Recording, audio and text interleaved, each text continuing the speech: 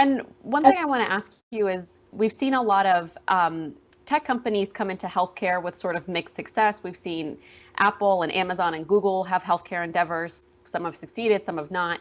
How do you think this kind of participation from tech companies could help accelerate some healthcare technology, and what could the possible outcomes be for cancer treatment? And what's the key to success for someone with a tech mindset or a tech company to come into healthcare? Because as you know, it's not that simple.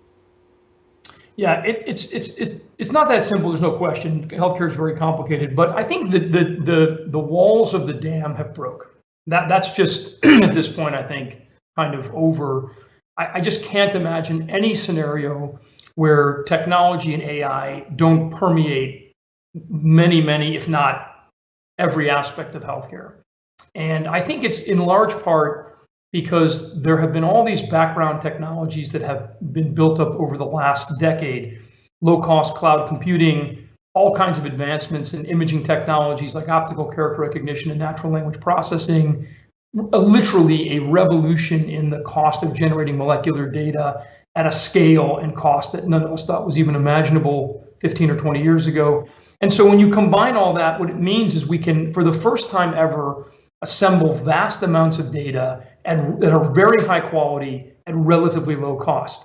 And as a result, you can build solutions that like peer inside the medical record and allow you to structure it, harmonize it, make sense of it, see what's happening. And so you can build those data sets that are needed to understand like what's happening to these patients. Up until very recently, that was impossible.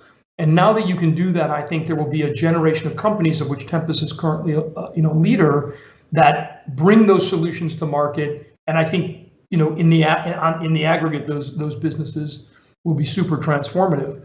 And I think you'll see folks like Google and Microsoft and Amazon and Apple and others that will be able to take advantage of some of the work companies like we do and bring all of their capabilities to bear. And that's when you're going to see, I think, this thing just explode in terms of really us being able to eradicate and or manage a series of life-threatening diseases in ways that seemed like unimaginable a few decades ago. And so I would not be surprised at all if, 30 or 40 or 50 years from now, we don't lose 600,000 people a year to cancer, we lose 60,000.